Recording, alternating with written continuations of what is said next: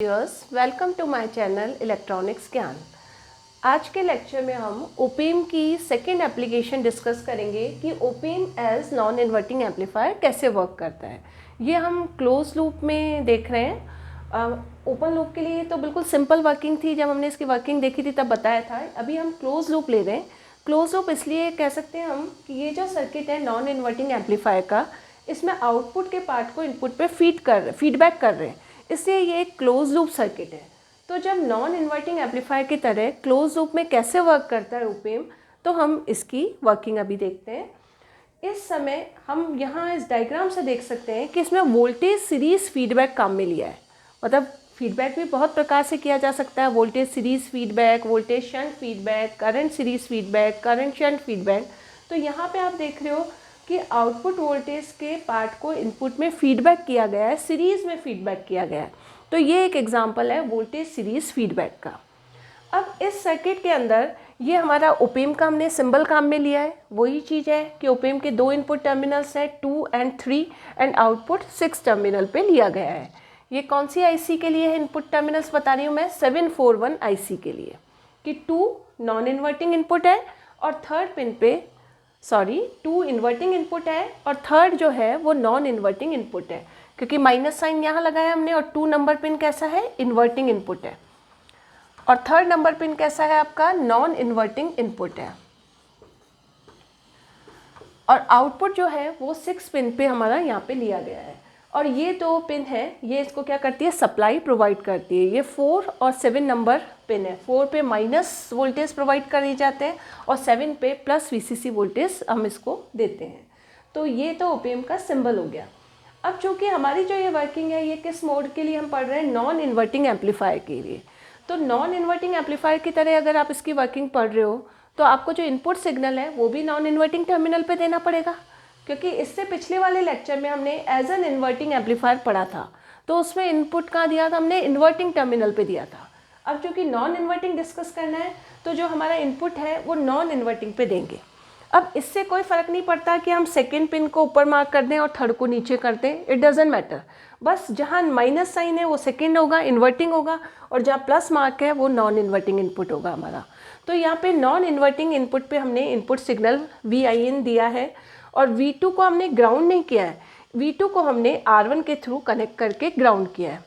और जो RF और R1 है ये एक फीडबैक नेटवर्क फॉर्म कर रहे हैं, यानी आउटपुट के पार्ट को इनपुट पे फीड कर रहे हैं।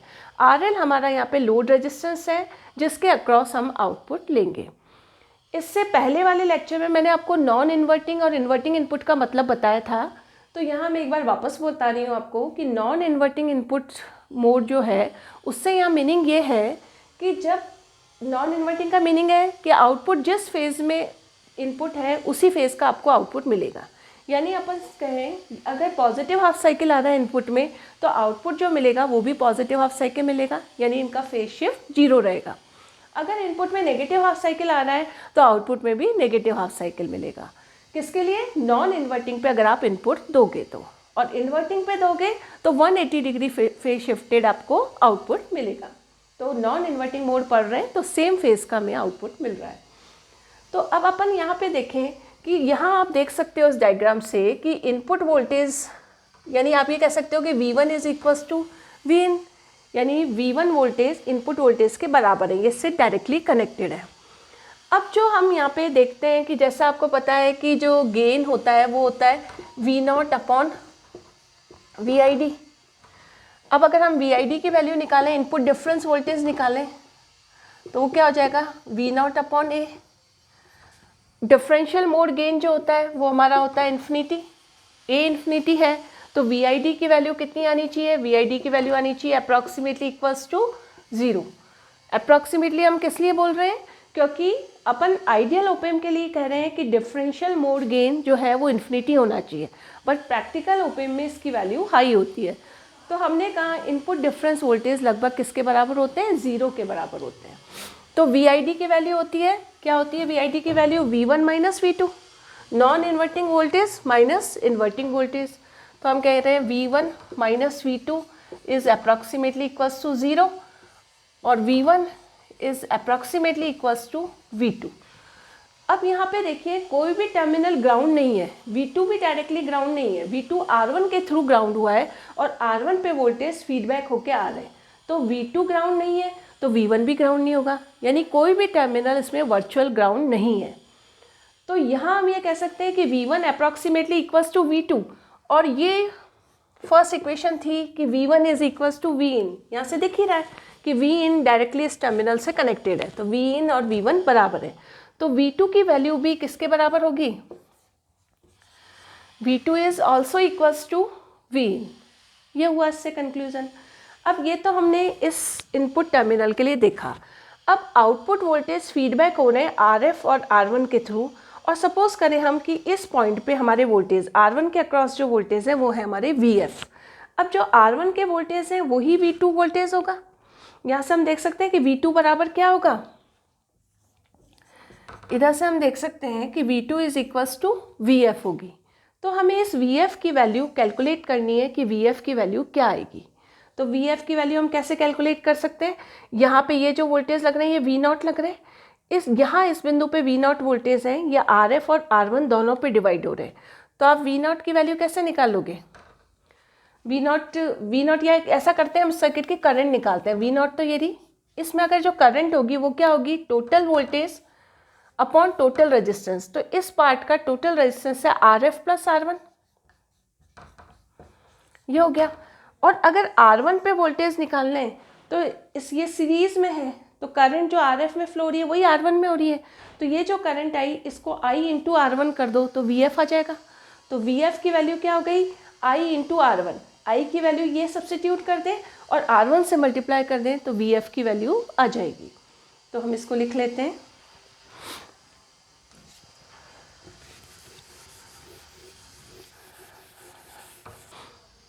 अब VF की वैल्यू हम यहाँ से लिख सकते हैं कि VF is equals to, VF क्या है, R1 के अक्रॉस वोल्टेज है, ये हो जाएगा I into R1, I into R1। I की वैल्यू, I हम ये करंट मान रहे हैं यहाँ से यहाँ तक कि I की जगह ये वैल्यू पुट किया आपने, तो ये हो गया R1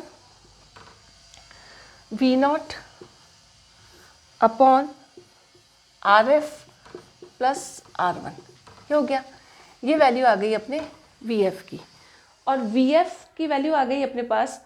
तो अगर अपन इसमें से अपन ऐसे करें, VF को इधर ले जाएं और इसको इधर ले आएं, क्रॉस मल्टीप्लाई कर दें, तो क्या होगा, RF प्लस R1, और ये R1 नीचे ले आते हैं, is equals to V0 upon VF, ये चीज़ लिख सकते हैं हम। अब ऐसे भी लिख सकते हैं इसको, V0 VF, इस पूरे को इधर लिख दिया, R1 से इसको डिवाइड किया तो R1 तो कट गया, ये हुआ 1 प्लस RF प्लस R1, ये वैल्यू आ गई। अब अभी अपन ने थोड़ी देर पहले देखा था कि जो V2 वोल्टेज है वो किसके बराबर आए थे, V1 के, क्योंकि ये VID 0 था तो V1 V2 के बराबर आया था, और V1 बराबर था Vin के, तो हमने कहा V2 भी किसके बराबर होगा, Vin के।